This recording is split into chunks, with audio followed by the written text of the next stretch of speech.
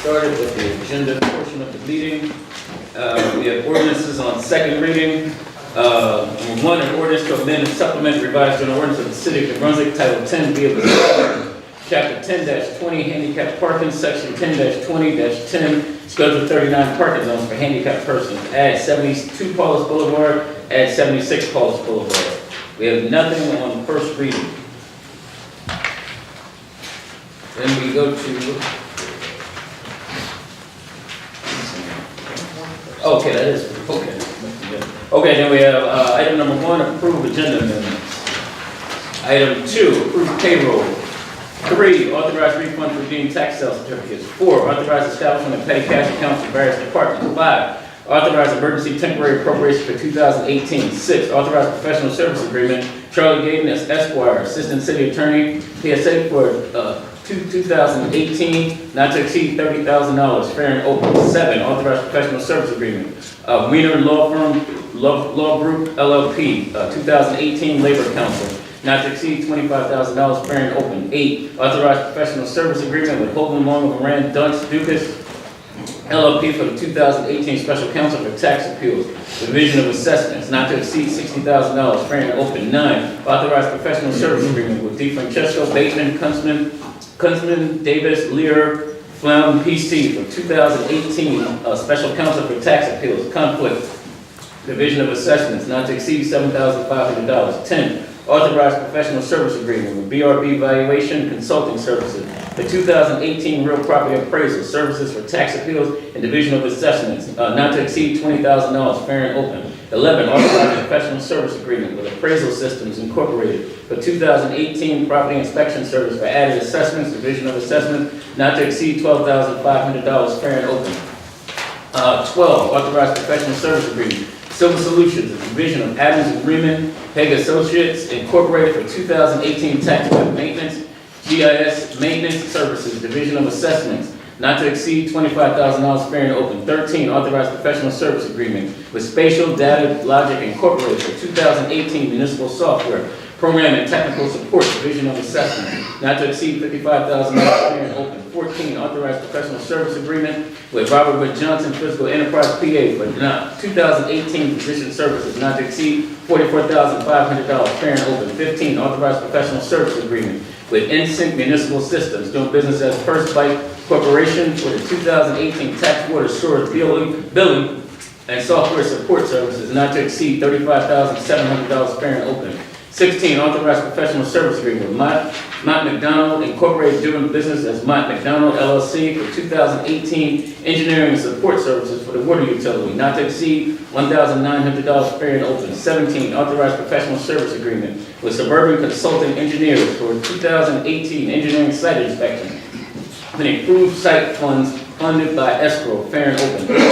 Authorized professional service agreement with Willis Goldman Spitzer for 2018 bond counsel, not to exceed $50,000, fair and open.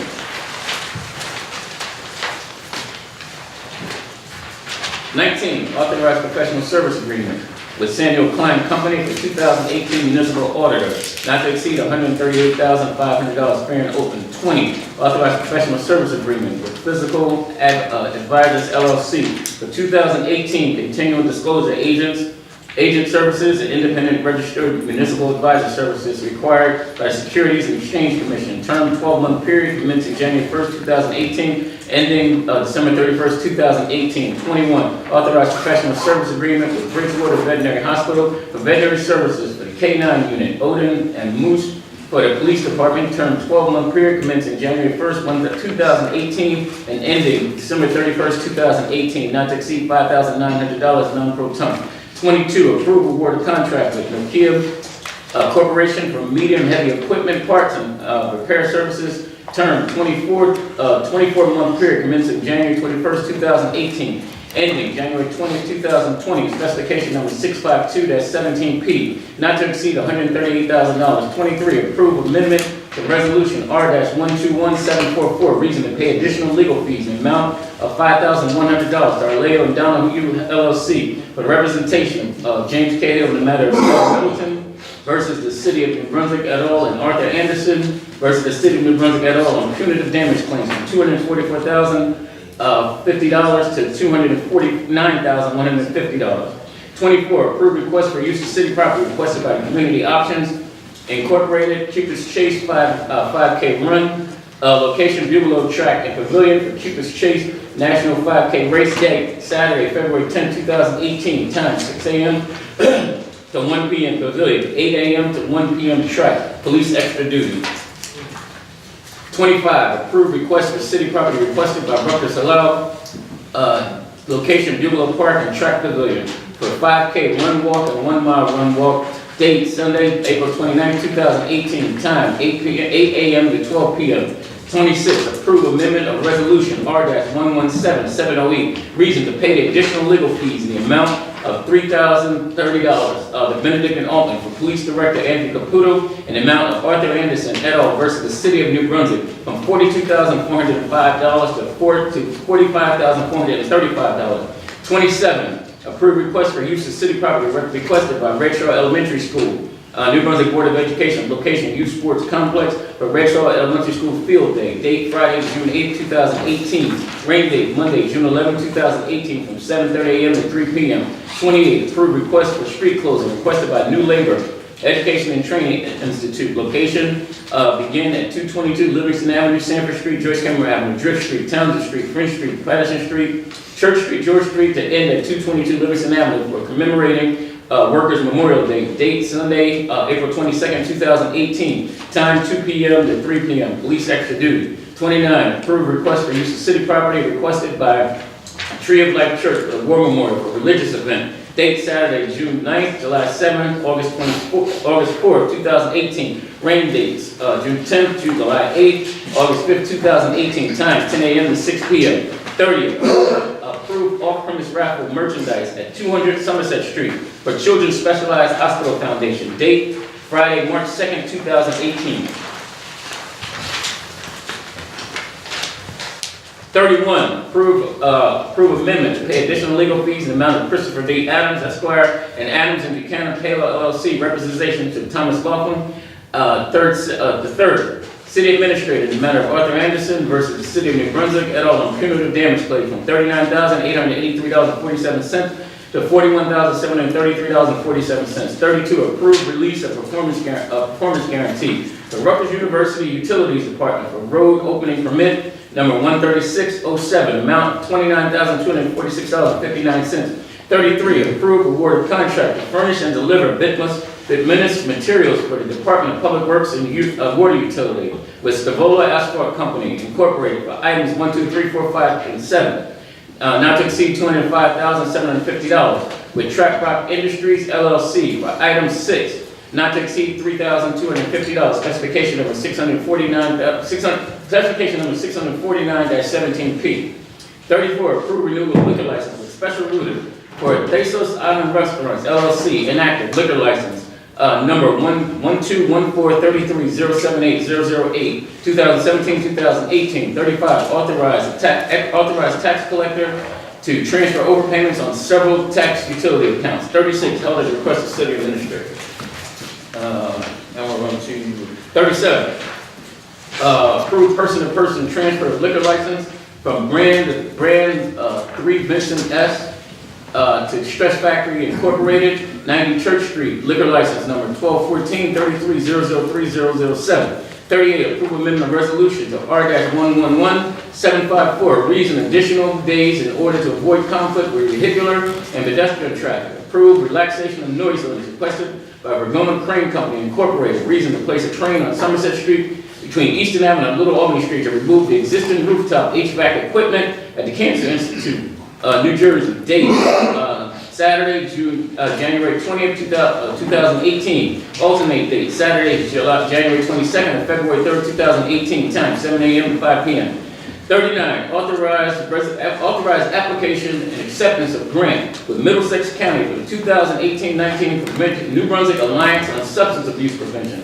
Cash match, $7,833.50. Grant, $31,534. 40, authorized professional service agreement with Vital Communications Incorporated for 2018 tax assessment, computer program, and technical support and associated printing, binding, and mailing service, division of assessments. not to exceed $20,000. 41, designation of official newspaper for 2018. 42, approve authorization to advertise for furnish and install fitness courts at 2 parks, specification number 917 to 18. 43, approve relaxation of city noise ordinance, requested by Sutter Crane Rental. Reason to place a crane at the Rutgers Goldstein Building at 33 Livingston Avenue to load a mechanical penthouse on the roof. Date, Saturday, February 24th, 2018. Alternate date, whatever. Okay, alternate date, Saturday, March 3rd, March 3rd and March 10th, 2018. Time, 2 a.m. to 8 p.m.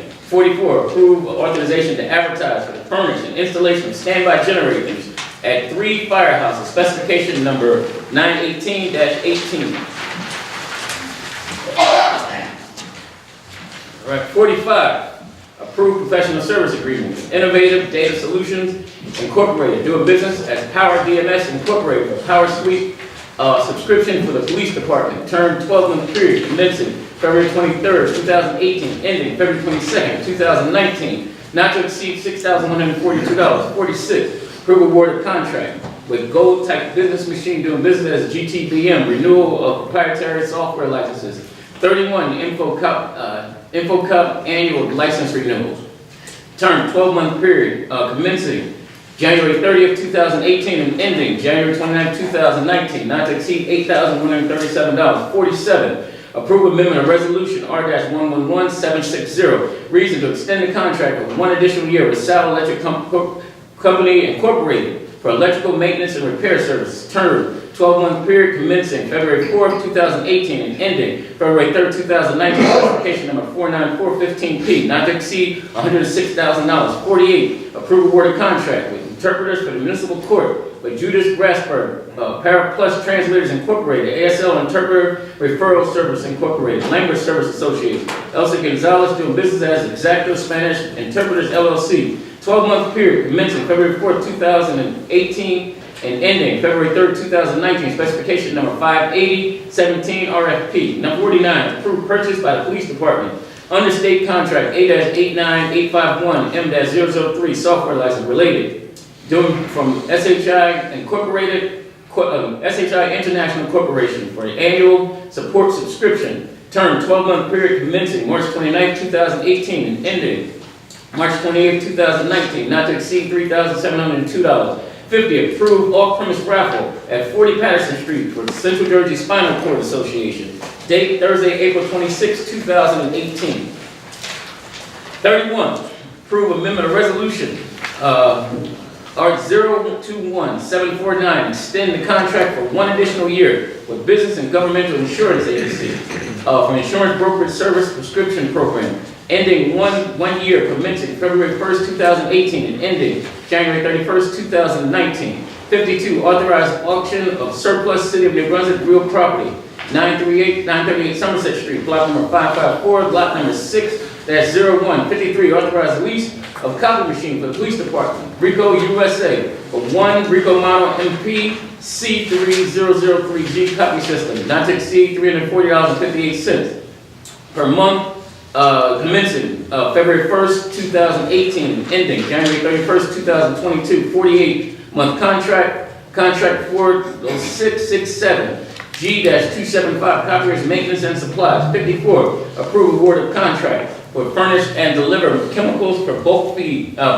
facilities with Greer Line Company, Chemtrade Chemicals US LLC, Univar USA Incorporated, George S. Coyne Chemical Company, JCR Jones Chemical Corporation, Oxbow Carbon LLC. Term 12-month period commencing February 1st, 2018 and ending January 31st, 2019. Specification number 106201-8W, not to exceed $1,128,586. 55, authorized renewal of agreement with County of Middlesex for basic life support programs for 2018, amount to be received $53,000. 56, advising consent to rate control appointment, named Barbara Blackwell, alternate member, term December 31st, 2018. 57, advising consent municipal court public defender, named James Harding, December 31st, 2018. 58, authorized refund to U.S. Bank custodian for PC First Trust Bank from Block 296, Lot 00101 qualifier. CO from 2017 taxes in the amount of $546.42. One more. No. They all look the same, man. All right, then we have items for discussion by council, public discussion, and so on and so forth. All right. Meeting will now come to order. Will the clerk please call the roll? Council Vice President Anderson. Here. Councilmember Egan is absent. Councilmember Escobar. Here. Councilmember Socorro Ludwig. Here. Council President Fleming. Here. Please be advised that the notice of requirements of the Open Public Meeting Act has been complied with and satisfied in the annual notice, which gave sufficient notice of the time and place and conduct of all public meetings of the municipal court of the city of New Brunswick has been filed with the city clerk and has been placed on the appropriate bulletin board in the lobby of City Hall, New Brunswick, New Jersey, and has been transmitted to the official newspaper of the city of New Brunswick, namely the Home News. Please rise for the Pledge of Allegiance.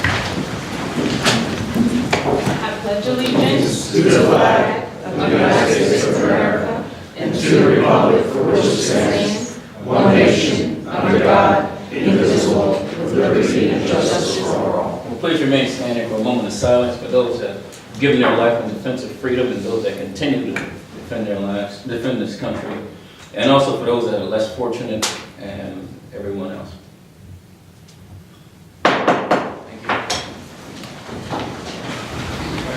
Thank you. Yes. We'll entertain a motion. Minutes? So moved. Second. Council Vice President Anderson. Yes. Councilmember Escobar. Yes. Councilmember Socorro Ludwig. Yes. Council President Fleming. Yes. Now we have a report of correspondence from the city clerk.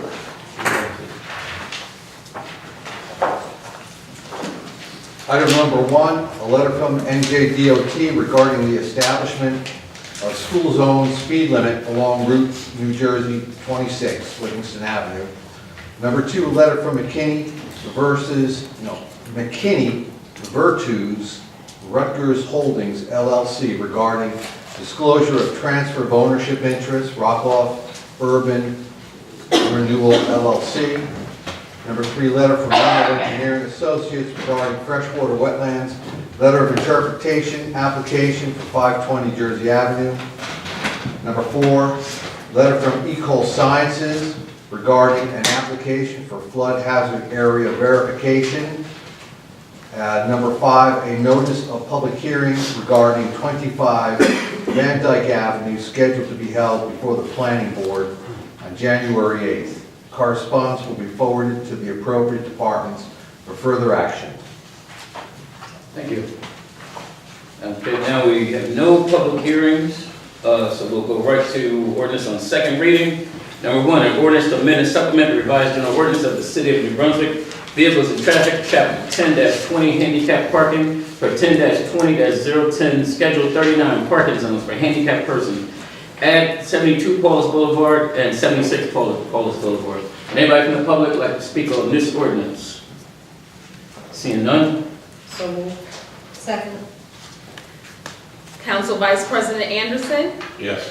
Councilmember Escobar. Yes. Councilmember Socorro Ludwig. Yes. Council President Fleming. Yes. We have nothing on first reading, so now we'll go to the resolution. Number 1, all the rest of it, 50, 58. Anybody from the public like to speak on the resolutions? Just remember that you have 5 minutes. Please state your name and address for the record. Good evening, members of the council. My name is Charles Cradaville. I'm a New Brunswick resident and editor of New Brunswick Today. I want to wish you guys a happy new year to begin with. And, I'll start by asking about these 2 sets of lawyer bills for the lawsuits brought by police officers against the administration.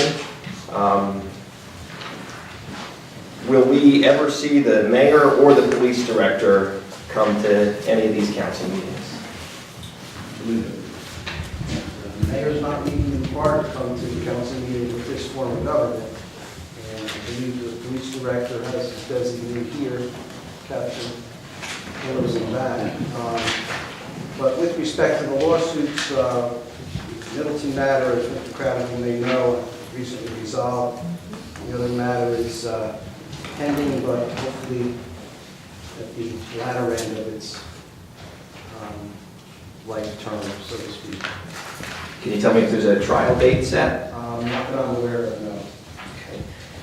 At what point will the council ask for these folks to show up?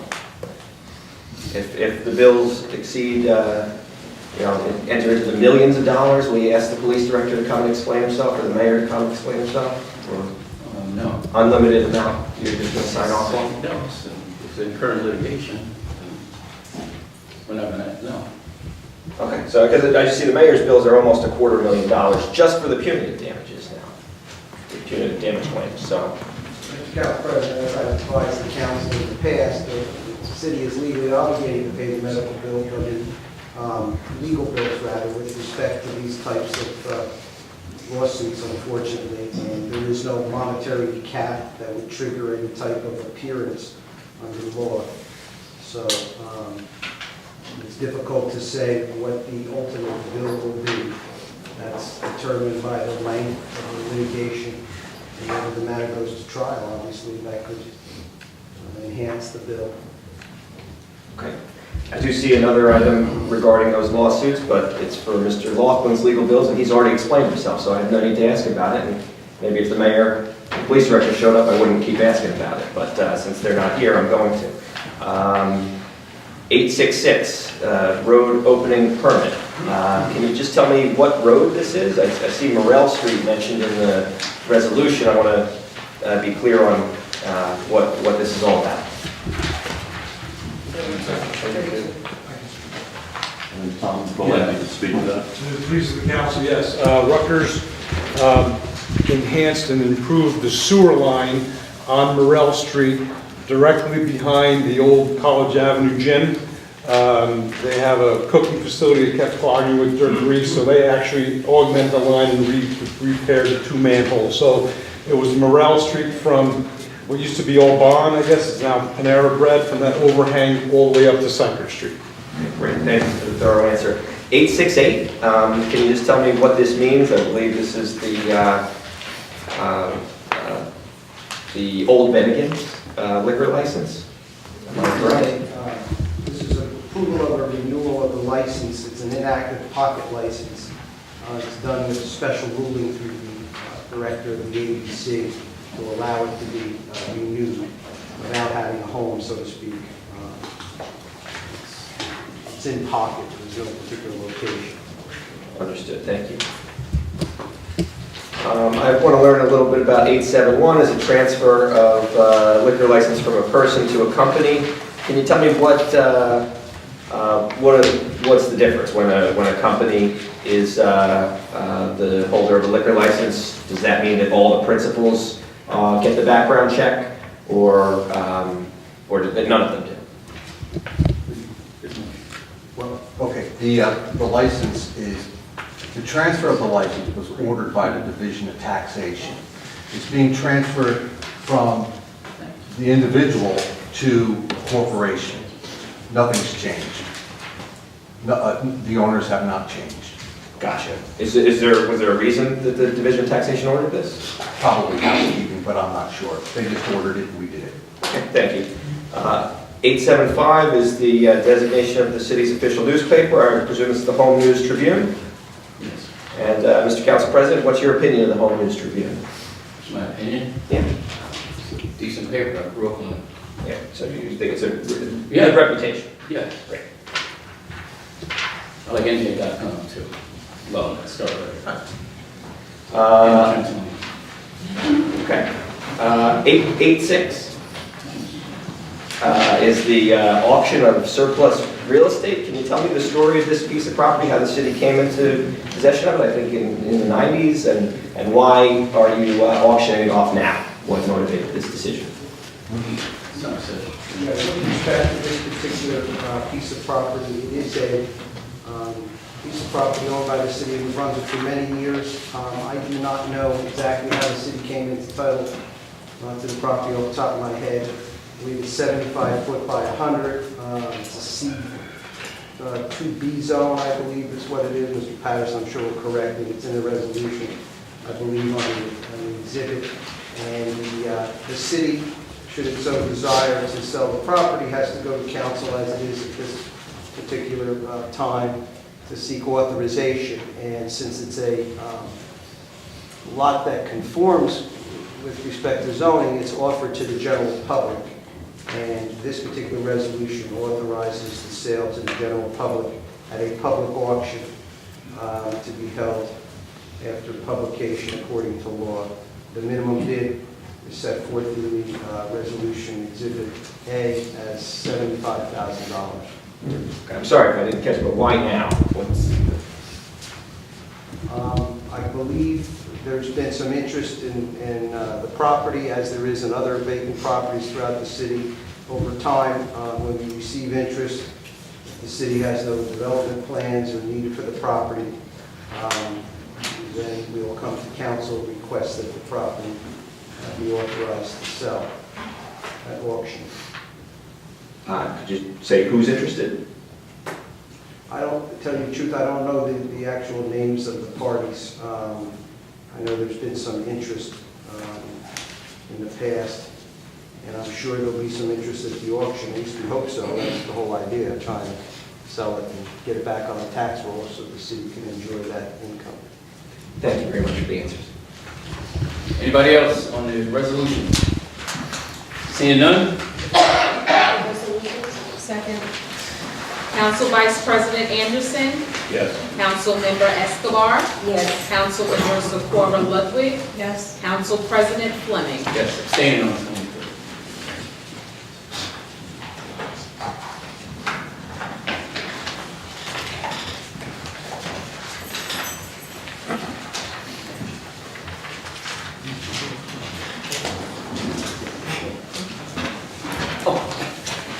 Okay, now we're going to move items for discussion by council. I believe that we already talked about the zoning, right? Yeah, if if you don't mind, just as a refresher, we did get an approval from the DOT to establish a 25-mile-per-hour zone in front of the middle school with the assistance of our engineering office. They were persistent about getting a request in front of the DOT, and they turned around an approval letter on the 3rd of January. We just received it today, or else we would have put it on this agenda. They do ask for another supporting resolution from the governing body. We'll have it agendized for February 7th, excuse me. Miss Danielle Moore won't be happy. I suspect she will. I hope she is. Okay, anybody else? Items for discussion?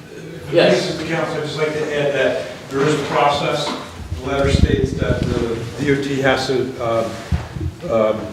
produce what's known as a TRO, a traffic regulatory order, which will establish it on their rolls.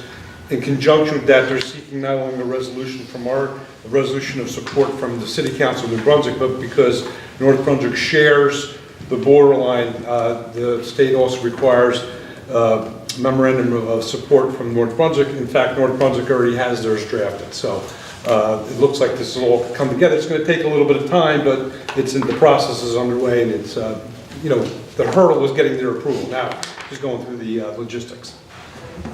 I also want to just commend everybody. We have a lot of the volunteers, the people who volunteered from Code Blue. It's been pretty successful, and it's ongoing. It's going to be ongoing throughout the entire winter. And anybody that can volunteer for that, please feel free to sign up and volunteer for it. Anybody else? All right, we're going to open up for a public discussion. Please remember that you have 5 minutes. Please state your name and address for the record, and please come forward. Good evening once again, members of the council. Charles Cradaville, New Brunswick, New Brunswick Today. I have with me here a copy of the official newspaper of the city of New Brunswick, the Home News Tribune, and wanted to direct your attention to an article that was published on November 17th about one of the board members of the New Brunswick Housing Authority engaging in some criminal conduct. This man is Jurgu Wolde. I brought this situation up to you. I happened to catch the conduct on video and brought it to your attention.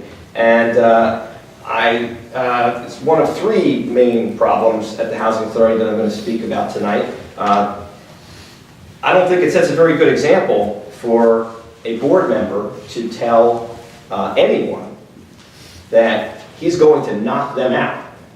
And I think that the council, as community leaders, should step up and do something about this. Can you tell me, have any of you spoken with Mr. Wolde about this conduct? No. Did you watch the video? Did you see it? Yes. Okay. Are you planning on... There's two sides to every, I encouraged you before to file a police report. And that's as much as we're going to speak on it, because there's two sides to everything. I mean, that's the one side, we don't know what happened, precipitated it, or what happened before it. Okay, well, you know what was on the video. And if you haven't read this article, you should read it, because in this article, Mr. Wolde lies to another reporter at your official newspaper. And it says here, according to Wolde, he never said anything to Cradaville at the NBHA meeting. Quote, "I never said that," Wolde said after being asked Thursday if he told Cradaville that he would knock him out. And then Mr. Wolde calls me a liar. He says that I'm lying. Well, video doesn't lie. And conduct like this is just inexcusable and casts a dirty shadow over this agency that already has enough problems on its own. So having this person remain on the board without so much as even being spoken to by the council, without so much as even a public reprimand, is showing a lack of oversight in my view. And if I were on the council, I would be using my voice to stand up against this type of misconduct. Secondly, the authority itself is brazenly violating the Open Public Records Act. I've copied you on my emails. On December 18th, I sent a very simple request under this law for the lawyer bills. I want to find out how much this attorney that is sucking the money out of the Housing Authority is getting. And it's a request that I've filed with many agencies, and they honor and they provide the documents within the appropriate time, and it's usually not an issue. Well, I've gotten zero response from this request from December 18th, and you guys probably know the Oprah law requires a response within 7 business days. I've followed up 3 times via email, including today. No response whatsoever. What do you have to say about this? Isn't it true that the Housing Authority is brazenly violating the Open Public Records Act?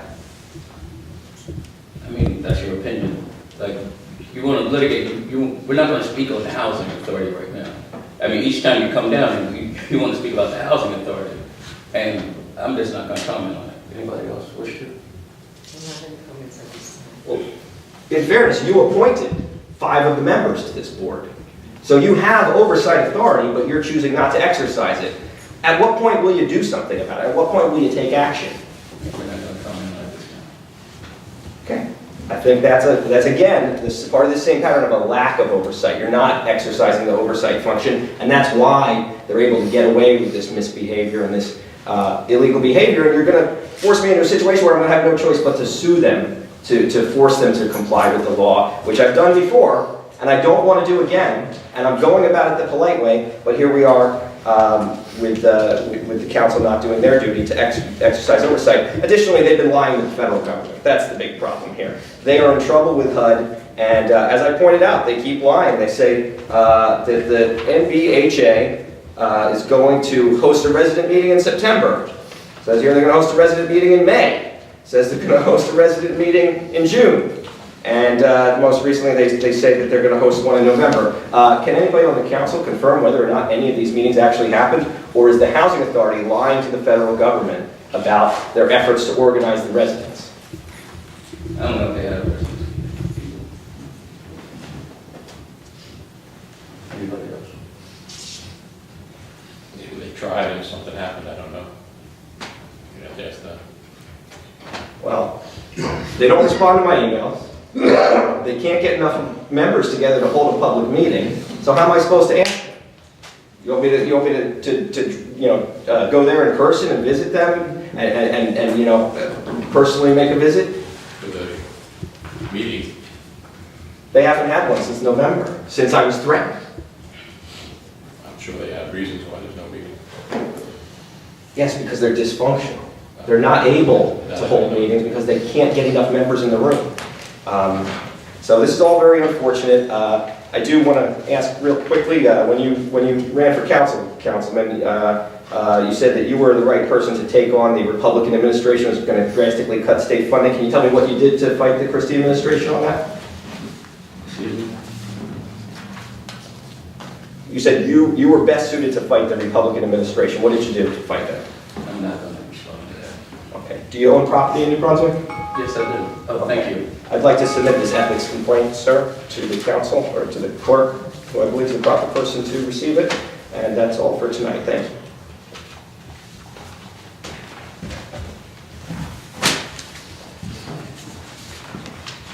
Anybody else from the public?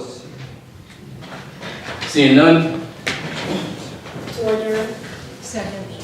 Council Vice President Anderson, Yes. Councilmember Escobar, Yes. Councilmember Socorro Ludwig, Yes. Council President Fleming. Yes. Thank you.